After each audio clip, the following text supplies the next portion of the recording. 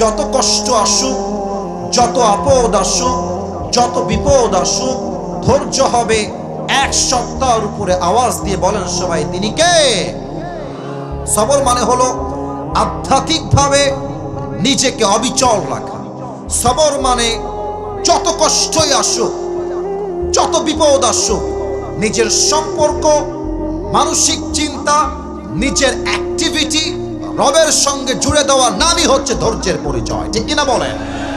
মানে কি? ধৈর্য এমন একটা হাতিয়ার, বিপদের কাছে ধৈর্য এমন একটা হাতিয়ার, ধৈর্য যার কাছে আছে বিপদ তার কাছে বিপদই মনে হবে না। ঠিক কিনা বলেন? আচ্ছা, আপনারা একটা সূরা কোরআনে আছে, একটা সূরা, যেই সূরাটা কোরআনের সবচেয়ে বেশি মোটিভেশনাল সূরা। যে যুবকরা সুইসাইড করতে মনে চায়, আমার যে কলিজার টুকরা মা বোনদের সুইসাইড করতে মনে চায় যে আর বাঁচবো না, কষ্টে জীবনটা বেকার হয়ে যাচ্ছে, সময় পেলে একবার সূরা দোহার তাফসীরটা পড়বেন। আমার থেকেও শুনতে পারেন, আজহারী সাহেবের থেকেও শুনতে পারেন, অথবা নিজেও পড়তে পারেন। বিশ্বাস রাখেন, সূরা দোহার তাফসীর কেউ যদি ভালো করে স্টাডি করে, সুইসাইড করা তো বহু দূরের কথা, তার জীবনটা আরো সুন্দর করে বাঁচতে মনে চাইবে। ঠিক কিনা বলে? সবরটাও হচ্ছে এক্স্যাক্টলি লাইক দ্যাট। সবর শিখে গেলে আপনাকে কেউ ধরে রাখার কোনো শক্তি পাবে না। মনে রাখবেন, জীবনে যখন বড় কিছু হবেন তো কিছু কুকুর থাকবে পেছনে ঘেউ ঘেউ করার জন্য। আপনি তাকায় দেখেন মিজানুর রহমান আজহারী হুজুর, তাকে নিয়ে কত মারামারি, কত ট্রল, কত গালিগালাজ অনেকে করছেন, কারো নাম বলতে চাচ্ছি না, তবে খাওয়া নাই, কোনো খাওয়া নাই। অত ইজ্জু মাংতাশা অত দিল্লু মাংতাশা, अल्लाह जिसे इज्जत देना चाहता है कोई उसे जिल्लत नहीं कर सकता, और जिसे अल्लाह जिल्लती देना चाहता है उसे कोई बाइज्जत नहीं कर सकता। ठीक কিনা বলে? সম্মানের মালিক তো আল্লাহ তাআলা। তো তুমি যখন সামনের দিকে এগিয়ে যাবা, জীবনে বড় কিছু করবা, এলাকার চাচারা বলবে, কি রে তুই তো ভালোই এগিয়ে গেছিস রে, আমাকে চিনতে পেরেছিস? আমি তোর চাচা, আমি তোর মামা, আমি তোর খালু, আমি তোর খালা। দ্য ম্যাটার ইজ, পকেটে টাকা ভারী থাকলে আই লাভ ইউ বলার লোকের অভাব হয় না, আর পকেট খালি থাকলে ঘরের আপন বউটাও পর হয়ে যায়। যত কষ্টই হোক, পকেট ভারী হোক খালি হোক, সবর হবে এক সপ্তাহের উপরে। আওয়াজ দিয়ে বলেন সবাই, তিনি কে? আমি কিছু এক্সাম্পল দিব কোরআন থেকে। প্রথম এক্সাম্পল দিব দুইটা কোরআন থেকে আয়াত ভিত্তিক, তবে কিছু প্রশ্ন করছি।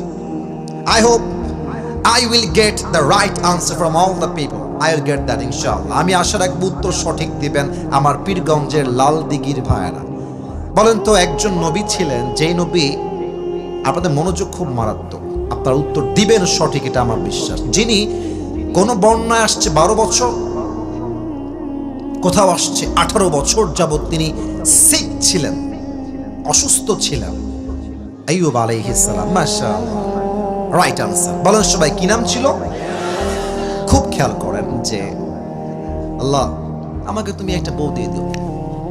এই দোয়া দিয়ে কাজ হবে না, দোয়াটা দোয়ার মতো হতে হবে। আল্লাহ তুমি আমার একটা BMW দিও, কাজ হবে না, ভালো করে দোয়া করতে হবে। দেখেন আপনাদের পীরগঞ্জে, আমি এই এখনই রিসেন্ট বলছি, এই যে এখনই 10 মিনিট আগের কথা, মানে 3টা বাজার আগের কথা, 10 মিনিট না, আমি হোটেলে খেতে বসেছি আপনাদের রংপুরের এই লাল দিঘির থেকে সামনে একটা হোটেলে, গাড়িতেই ছিলাম। তো আমি দেখলাম যে একটা বৃদ্ধা মহিলা আমার গাড়ির কাছে চলে আসছে। একদম বৃদ্ধা, দাঁত নাই, একটা দাঁতও নাই, একদম ছোট্ট ছোট্ট 2-1টা দাঁত, মনে কোনো মতে খাওয়ার জন্য আছে। বৃদ্ধা মহিলা, এই যে নাইম আমার সাক্ষী, সে আমার সাথে ছিল। প্রথমে দিলাম 50 টাকা, 50 টাকা সে নিল আমার থেকে। আবার আসছে গাড়ির কাছে, বলছে আমি দুপুরের খাবারটা খাবো। তো তার চেহারাটা এত মলিন ছিল, আমি বললাম যে ওকে নিয়ে যাও, হোটেলে নিয়ে গিয়ে যা খায় খাওয়াই দাও। কেন বললাম এটা? আমি আসিফের দিল দরিয়া অনেক বড়, it's exactly not like that. বরং ব্যাপারটা হচ্ছে, মানুষ চাওয়ার মতো চাইতে জানলে দেনেওয়ালা কোনো তার হাত ফিরায় দেয় না। চাওয়ার মতো চাইতে হবে। দেখেন, আমি বললাম কমিটির ভাইরা 1 গ্লাস পানি দিয়েন তো। একটা, এই পানি দেন, আমি মরে গেলাম রে ভাই, পানি দেন। এক দৌড় দিয়ে পানি দেবে। আল্লাহ বলছে, বান্দা চাওয়ার সময় যদি চাওয়ার মতো চাইতে পারিস, আমি আল্লাহ খালি হাত ফিরাই দিব। সুবহানাল্লাহ পড়েন সবাই। 18 বছর যাবত অসুস্থ, কোনো কমপ্লেন নাই, অভিযোগ নাই। একদিন আল্লাহকে বলছে, আল্লাহ আন্নী মাসসানিয়াল দুররু ওয়া আনতা আরহামুর রাহিমিন। কি সুন্দর দোয়া! খালি তো আয়াত শুনেছেন, আয়াত নিয়ে কখনো ভাবেন না যে তরজমা কত সুন্দর। আল্লাহ, আমি হলাম ক্ষতিগ্রস্তের শামিল, আর তুমি হলো রহমান, তুমি হলো দয়াময়। কথার সিস্টেম দেখেছেন? আল্লাহ, আমি হলাম ক্ষতিগ্রস্তের শামিল আর তুমি হলো দয়াময়। মানে দয়াময় রবের সঙ্গে তো এটা সহ্য হবে না যে তার বান্দা কষ্টে থাকবে। আল্লাহ, তুমি দয়াময়। আল্লাহ বলছে, আইয়ুব, তোমার চাওয়ার স্টাইল আমার কাছে পছন্দ হয়েছে। আমি আল্লাহ তোমার দোয়ার ধৈর্যের বিনিময়ে তোমাকে শেফায়ে আজলা কামেলা দান করে দিলাম। সুবহানাল্লাহ। আর একটা এক্সাম্পল দিব কোরআনের আয়াত থেকে। একজন নবী যাকে মাছ গিলে খেয়ে ফেলেছিল, কি নাম? ইউনুস আলাইহিস সালাম। ইউনুস আলাইহিস সালাম মাছের পেটের ভেতরে ঢুকে আটকে গেছেন। সমুদ্রের ভেতরে কেউ নাই, অথই অথই পানি চতুর্পাশে।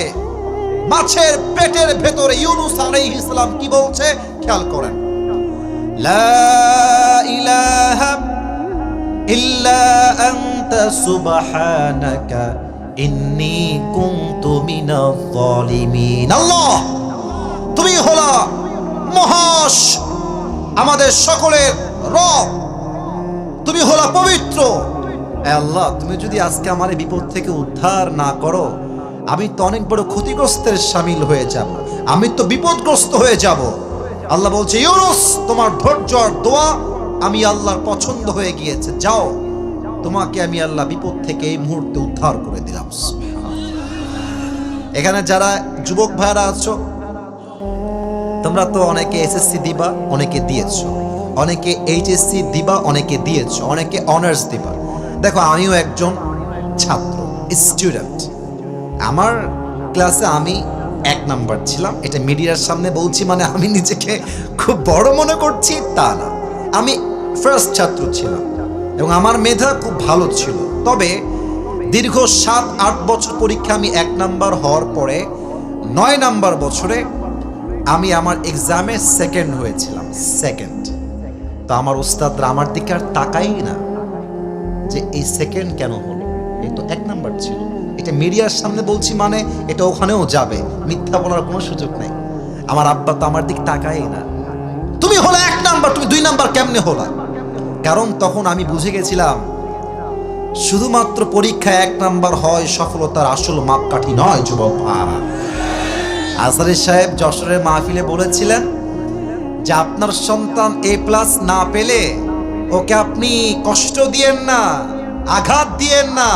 যারা A+ পেয়েছে, খাওয়া নাই, ওদেরকে আল্লাহ A+ পাওয়ার জন্য বানিয়েছে, আর আপনার সন্তানকে আল্লাহ সবগুলো A+ পাওয়া ব্যক্তিদেরকে হ্যান্ডেল করার জন্য পাঠিয়েছে। এখন তোমাদের পরীক্ষায় দেখবা যে A+ তুমি পাও নাই, পয়েন্ট খুবই কম, মনে হবে যে আল্লাহ এইটা কোনো কাজ হইল, পরীক্ষায় নাম্বার পাইলাম না, ইসরে আমি মনে হয় ফেল হয়ে যাব। মনে রাখবেন, পরীক্ষার নাম্বার কোনো ব্যক্তির ফিউচারকে ডিফাইন করতে পারে না, ঠিক কিনা বলে? যখন পরীক্ষায় আপনি বসবেন, পরীক্ষার হলে খাতাটা যখন হাতে নিবেন, সবাই পড়বেন লা ইলাহা ইল্লা আনতা সুবহানাকা ইন্নী কুনতু মিনাজ জালিমিন। পরীক্ষা একটা বিপদের মতো, বিপদের দোয়া পড়লে বিপদ থেকে আপনাকে বাঁচাই দিবে একজন। আওয়াজ দিয়ে বলেন সবাই, তিনি কে? 2টা এক্সাম্পল গেল কোরআন থেকে, এবার আমি 3টা এক্সাম্পল দিব হাদিস থেকে। Time is too short, but আশা রাখবো যে হাদিসগুলো বলবো আপনারা সবাই শুনে দোয়া করবেন, then we will go back to our home. বলেন সবাই ইনশাআল্লাহ। প্রশ্ন করছি, উত্তর দেন আমার রংপুরের পীরগঞ্জের ভাইরা। নবীজির মোট স্ত্রী ছিলেন কয়জন? মাঝখানে অ্যাক্টিভে ডানে বামে কথা কয় না, 11 জন। বলেন সবাই কয়জন? মাশাআল্লাহ। সেকেন্ড প্রশ্ন, উত্তর কেউ দিতে ভয় করবেন না, আমি আপনার ভাই, আমি আপনার সঙ্গে আছি। নবীজির প্রথম স্ত্রীর নাম কি ছিল? মাশাআল্লাহ, উত্তর সঠিক। বলেন সবাই, নাম কি ছিল? রাদিয়াল্লাহু তাআলা আনহা। আচ্ছা, আর একটা লাস্ট প্রশ্ন, নবীজির সব স্ত্রী হয় ডিভোর্সড অথবা বিধবা। আই রিপিট এগেন, আমি আবারও বলছি, নবীর প্রত্যেকটা ওয়াইফ হয় ডিভোর্সড অথবা বিধবা। তবে সমস্ত স্ত্রীর মাঝে নবীর একজন স্ত্রী ছিলেন এমন যিনি শি ওয়াজ ভার্জিন, তিনি কুমারী ছিলেন। বলেন সবাই, নাম কি ছিল? রাদিয়াল্লাহু তাআলা আনহা। এবার একটা হাদিস বলবো, দিল থেকে শুনবেন। খাদিজা রাদিয়াল্লাহু তাআলা আনহা এমন একজন স্ত্রী ছিলেন যিনি নবীজির প্রথম নাম্বার স্ত্রী ছিলেন। খাদিজা রাদিয়াল্লাহু তাআলা আনহার প্রথম স্বামী মারা গেছেন, সেকেন্ড স্বামী মারা গেছেন, থার্ড টাইম বিয়ে করেছেন, 3 নাম্বার স্বামীও মারা গিয়েছে। প্রত্যেক স্বামীর ঘরে একটা করে সন্তান ছিল। আচ্ছা, আপনারা একটু ভাবেন তো, এই যে অনেকগুলো মেয়ে এখানে আছে, মায়েরা আছে, বিশ্বাস করেন মেয়েদের জীবনে বিয়ের পরে স্বামীর মতো আপনার দ্বিতীয় কেউ নাই। আফসোস লাগে বলতে আমার, বাংলাদেশে আজকে ডিভোর্সের সংখ্যা 1000 গুণ বেশি বেড়ে গিয়েছে। কষ্ট লাগছে। কেন বেড়ে গেছে জানেন? মেয়েদের ডিমান্ডের জন্য। চাই, আরো দাও, সারা জীবন দিবেন। দেখবেন জীবনের শেষ মুহূর্তে গিয়ে আপনাকে আপনার বউ বলবে, তুমি আমাকে জীবনে কি দিলা? একমাত্র বেঈমান মেয়ে ছাড়া এই কথা আর কেউ বলতে পারে না, রংপুরের ভাড়া আমার। আর একটা কথা বলেই ফেলি ওয়াজের মাঝে, হাদিসের মাঝে, না বললে শান্তি পাবো না। টাকা ছাড়া পুরুষের কোনো পরিচয় নাই। টাকা কামাবেন, বউয়ের কাছে সেরা স্বামী। টাকা কামাবেন, বাপের কাছে সেরা ছেলে। টাকা কামাই করবেন, ছেলের কাছে সেরা বাবা হয়ে যাবেন। আর টাকা কামাই করবেন না, রক্তের মানুষগুলো আপন হয়ে যাবে রংপুরের ভাড়া। দেখেন হাদিস কি বলে। খাদিজা 3টা বিয়ের পরে হতাশ, কষ্টে পড়ে গেছে, একটা স্বামীও বাঁচে না। এবার তিনি নিয়ত করলেন, তাকাররারা খাদিজা আন্নাহা লান তাতাযাওয়াজা মাররাতান Ukhra, I will never ever get married again. আমি আর বিয়ে করব না আনটিল আল্লাহ আমাকে একজন উত্তম চরিত্রবান যুবক না দেয়, ততক্ষণ পর্যন্ত। খাদিজা চুপচাপ সবরের সঙ্গে সামনে বাড়তে শুরু করলেন। হাদিসে আসছে, একদিন খাদিজা রাদিয়াল্লাহু তাআলা আনহা তাহাজ্জুদের সময় এমনি ঘুমিয়ে আছেন বিছানার উপরে। হঠাৎ করে তিনি স্বপ্নে দেখছেন অমাবস্যার রাত, চতুর্পাশে অন্ধকার। উনি বাহিরে বের হয়েছেন, আকাশের দিকে তাকিয়েছেন, দেখছে আকাশে এক বিশাল চাঁদ, আর চাঁদের আলো এতটা প্রবল, চাঁদের আলোতে পুরো পৃথিবীটাই আলোকিত হয়ে গেছে। সুবহানাল্লাহ পড়বেন না আপনারা? খাদিজা বলছে, মাশাআল্লাহ, এত বড় আলোকিত চাঁদ তো আমি জীবনে কখনো দেখি নাই। চাঁদের দিকে এমনি জাস্ট তাকিয়েছে, আমার দিকে তাকান সবাই, আমার চোখে, আমার চেহারা তাকিয়ে চাঁদের দিকে এমনি। চাঁদটা ঠাস করে উপর থেকে খাদিজার বুকের দিকে নামতে শুরু করেছে। চাঁদ উপর থেকে নিচে নামতে শুরু করেছে। খাদিজা ভয় পেয়ে গেছে। খাদিজা একটু পেছন পা হয়েছে, আর সাথে সাথে ঘুমটা ভেঙে গেছে। খাদিজার স্বপ্ন ঘুম ভেঙে দৌড় দিয়ে তার চাচা ওয়ারাকা বিন নাফিলের কাছে গিয়েছে। ডাক দিয়ে বলছে, চাচা, স্বপ্নে দেখলাম বিশাল লম্বা একটা চাঁদ আকাশ থেকে ভেঙে আমার বুকের দিকে পড়ছে। মা তাবিরু হাযাল হুলম, এই স্বপ্নের ব্যাখ্যা কি হবে চাচা? বলছে, অপেক্ষা করো, আমি পড়ছি তাওরাত ইনজিল, দেখছি তোমার ব্যাখ্যা কি হবে। চাচা ওয়ারাকা বিন নাফিল তাওরাত খুললেন, ইনজিল খুললেন, খুলে বলছেন, খাদিজা, গুড নিউজ। এই ওই দিক না, এদিকে তাকাও। গ্রামের চাচাতো ভাইয়ের মতো আচরণ করলে চলবে না, ঠিক আছে? ড্রোন এগুলো উড়বে, নট এ বিগ ডিল, আমার চোখের চোখ রাখো। বলছে, খাদিজা, গুড নিউজ, সুসংবাদ তোমার জন্য। শোনো, আমি তাওরাত আর ইনজিল খুলে ব্যাখ্যা করে বুঝতে পারলাম শেষ নবী তোমার স্বামী হিসেবে কবুল হতে চলেছে। সুবহানাল্লাহ। খাদিজা বলছে, এটা কি সত্যি? বলছে, ইয়েস, সত্যি। অপেক্ষা করো, সবরের পরিচয় দাও। লম্বা হাদিস, লম্বা ঘটনা, আমি শর্টকাটে বলার ট্রাই করছি পীরগঞ্জের ভাইরা। একদিন নবীজি খাদিজা রাদিয়াল্লাহু তাআলা আনহার ঘরে আসলেন একজন বিজনেস পার্টনার হিসেবে। ইউ অল নো দিস হাদিস, এটা সবাই আপনারা জানেন। তো দেখেন, আমাদের যে বাসাগুলো আছে, দেখবেন যে বাসার 2টা রুম, মানে 2টা রুম বাসায়, দেখবেন এই পাশে একটা রুম, এই পাশে একটা রুম, পাশে হচ্ছে বারান্দা। তো বাসার মাঝে যে দেওয়ালটা থাকে, মাঝে মাঝে দেওয়ালে জানালা বা উইন্ডো থাকে কি থাকে না? এই যে কথা না বললে ওয়াজকারে কই থাকে না থাকে না থাকে। তো নবীজি এসেছেন বিজনেস করার জন্য, মূল অর্থ নিবেন, ব্যবসা করবেন, আবার বিপুল পরিমাণ লাভ করে খাদিজাকে ফিরায় দিবেন। তো খাদিজা বলছে উনি কি এসেছেন যে যুবকটা আসার কথা? দাসীরা বলছে এসেছেন, আপনি দেখে যান। তো খাদিজা এদিকে তাকান, জানালার দিক থেকে দেখছেন যে যুবকটা কে, দেখি তো একবার। তার নাম হলো আল আমিন, তাকে সবাই বিশ্বাসী যুবক বলে ডাকে। যুবকটা আসলে কে? একবার চোখ তুলে জানলা দিয়ে তাকিয়েছে নবীর দিকে। নবীজির নূরানি চেহারা, তার অসাধারণ ব্যক্তিত্ব, সে যে এতটা হ্যান্ডসাম, তার নূরানি চেহারা দেখেই খাদিজা বুঝে গিয়েছে এটাই আমার শেষ নবী, এটাই আমার স্বামী হবে। সুবহানাল্লাহ। কিন্তু আমাদের যুবকদের লজ্জা কম, মেয়েদের লজ্জা একটু বেশি। আমরা চাইলে প্রস্তাব করতে পারি, মেয়েরা চাইলে সহজে বিয়ের প্রস্তাব দিতে পারে না। তো খাদিজা ভাবছে যে কেমনে বিয়ের প্রস্তাবটা তারে দেই, আমার তো লজ্জা লাগছে। তো খাদিজা একদম দাসী ডেকেছে তাকে, আপনি আমার পক্ষ থেকে এই যুবক মোহাম্মদকে বিয়ের প্রস্তাব দিবেন, এটা আমার পক্ষ থেকে। তো বলছে ঠিক আছে দেওয়া যাবে, তবে আজকে নয়, ব্যবসা করে ফিরে আসুক, তারপরে বিয়ের প্রস্তাব দিব। এই কালো গেঞ্জি কই যায় বাচ্চা, তোকে ধরেন তো, ওই যে ওইটা ওইটা। এই বেটা, তোর বউ আছে?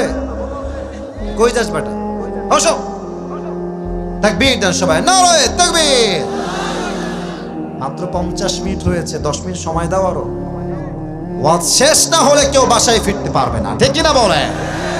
তো বলছে ঠিক আছে, আপনি ফিরে আসলেই প্রস্তাব দিবেন। এই আব্বা যান, ও আব্বা যান, ও মায়েরা একটু শোনেন না আমার কথাটা, দেখেন না আপনার জীবনে পরিবর্তন আসে কিনা। তো কয়েকদিন পরে যখন নবীজি ব্যবসা করে বাসায় ফিরে আসছেন, খাদিজার দাসী তার বাসায় আসছে, এসে বলছে আসসালামু আলাইকুম মুহাম্মদ, তোমার সাথে কথা বলা যাবে কোনো বিষয়ে? বলছে আসেন কথা বলবো, সমস্যা নাই।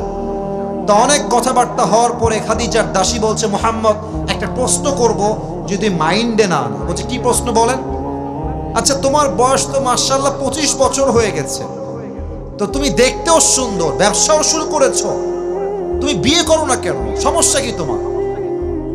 নবীজি বলছে সব ঠিকঠাক আছে আমার বিয়ের জন্য, কিন্তু আমার কাছে এইটা নাই, টাকা নাই, আমাকে কে মেয়ে দিবে? আমার আব্বা জান, বোনেরা, মায়েরা কান খাড়া করে। তো দাসী বলছে তুমি টাকার জন্য বিয়ে করতে পারছো না, এটাই তোমার সমস্যা? It's not a big deal, কোনো সমস্যাই না।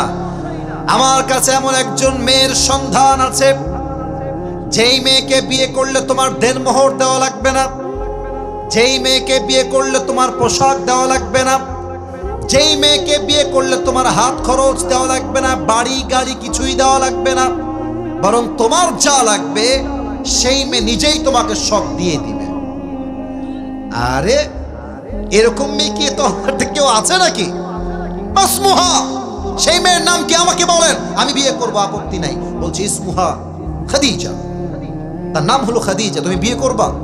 নবীজি লজ্জা পেয়ে গেছে, কারণ কি জানেন, নবীজি খাদিজাকে আগের থেকেই পছন্দ করেন।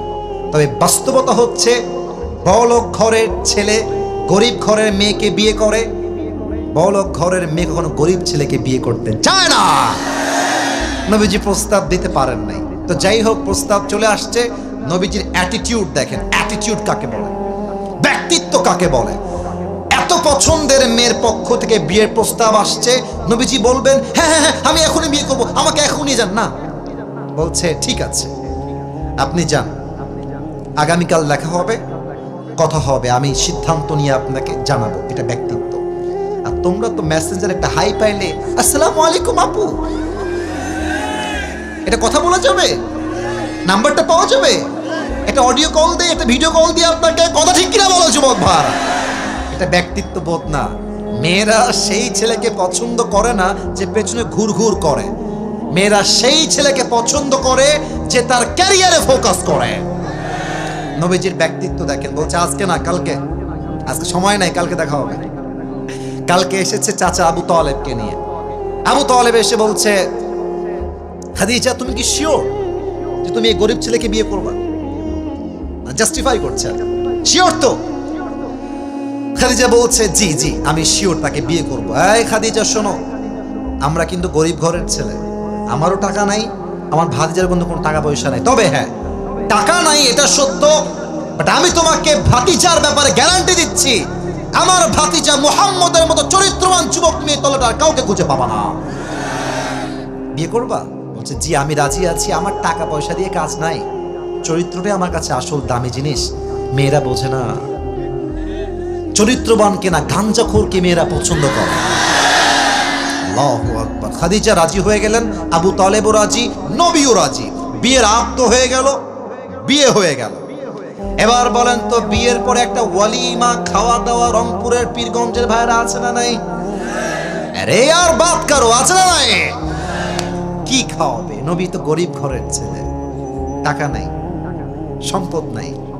আরে বউ হলে এরকম বউ হওয়া দরকার আসলে। খাদিজা বলছে টাকা নাই তো সমস্যা কি, আমাকে যে আপনারা 20টা উট মোহর হিসেবে দিয়েছিলেন, এই 20টা উট মেহমানদের জন্য এখনই জবাই করে দেন। জবাই হয়ে গেল, ওয়ালিমা হয়ে গেল, খাওয়া দাওয়া সব বিদায়, বাসর রাতের পালা। হ্যাঁ, অনেকের চোখ লাল হয়ে গেছে, মুখও লাল হয়ে গেছে। এটা বুঝতে হবে, এটা লজ্জার বিষয় না, জানার বিষয়। তো বাসর রাতে নবীজি পরে এসেছেন ঘরে, খাদিজা আগেই ঘরে বসে আছেন। আমার কাছে সময় আর বেশি পাওয়া যাবে না, এটা বলে আমাকে শেষ করতে হয়তো বা হবে। খাদিজা বসে আছেন, নবীজি এসেছেন, সালাম দিয়েছেন ঘরে প্রবেশ করে। খাদিজা চুপচাপ, নবীও চুপচাপ, কারণ নবীজির প্রথম বিয়ে এটা। কি বলবে, কি বলতে কি বলে ফেলবে, নবীও চুপচাপ করে বসে আছে। কিন্তু খাদিজা একটু চালাক ছিলেন, বলছে আচ্ছা আপনি কি জানেন যে আপনাকে আমি বিয়ে করলাম কেমনে, কেমনে পেলাম আপনাকে? তো নবীজি কিউরিসিটি নিয়ে, মানে আগ্রহ নিয়ে, কেমনে কেমনে বলেন না, আপনি বললেই না আমি জানবো না, আমি বুঝতে পারবো না আপনি আমার কেমনে পাইছেন।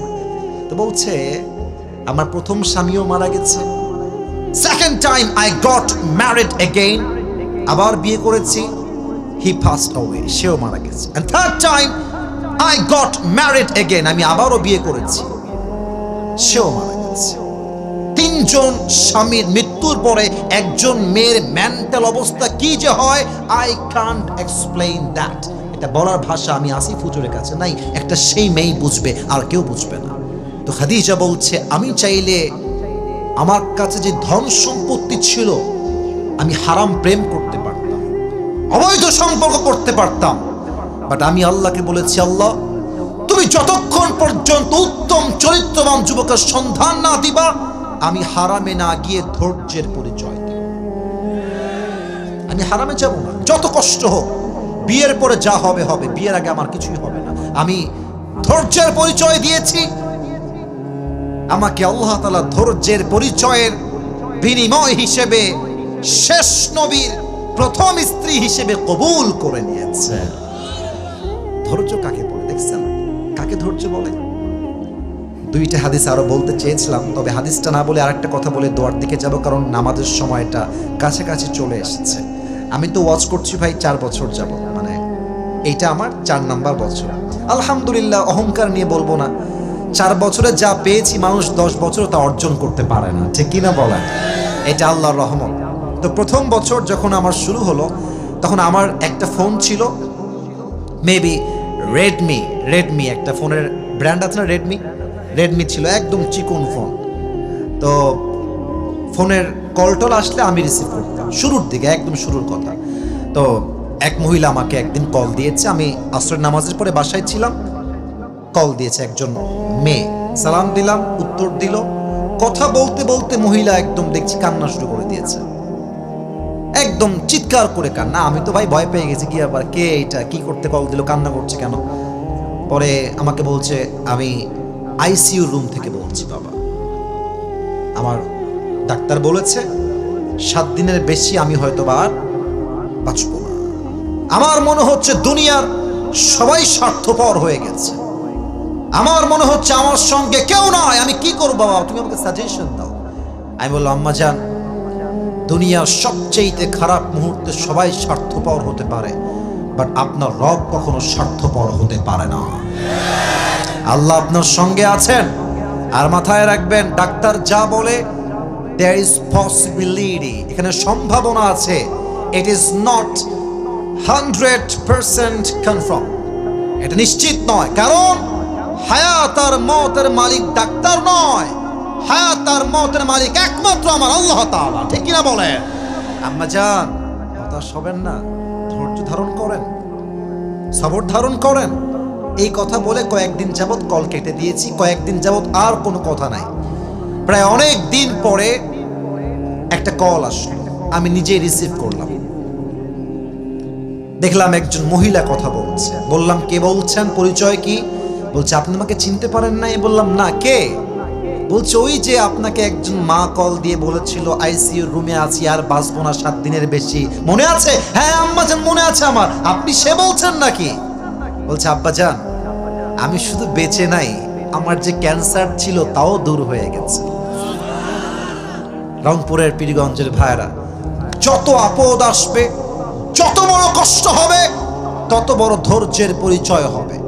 যত বড় আপদ আসবে, তত বড় ধৈর্যের পরিচয় হবে। আমি যদি ধৈর্যশীল হয়ে যাই, দুনিয়ার কোনো শক্তি আমার সফলতা আটকে দেওয়ার কোনো সাধ্য রাখে না। রংপুরের ভাইরা, আমি সবার জন্য দোয়া করে দেই, আল্লাহ সবাইকে ধৈর্যশীল বান্দা হিসেবে কবুল করুন। পড়েন সবাই আমিন। সবাই 2 হাত তুলে, সবাই 2 হাত তুলে, raise your 2 hands everyone। কেউ যেন বাদ না যায়, নট আ সিঙ্গেল পারসন, কেউ যেন বাদ না যায়। হাত দেখতে পাচ্ছি সবাই, সবাই একটা কাশি দেন, একটা তাকবীর দেন, হাত উপরে রাখবেন, নারায়ে তাকবীর। বলেন সবাই হুজুর। আসতে বললে হবে না প্রিয় ভাইরা, বলেন হুজুর। আমরা সবাই ওয়াদা করছি, আজ দোয়া না করে আমরা কেউ উঠে, এই যে শুনতে পাই নাই, উঠে হাত দেখতে চাই, যাব না।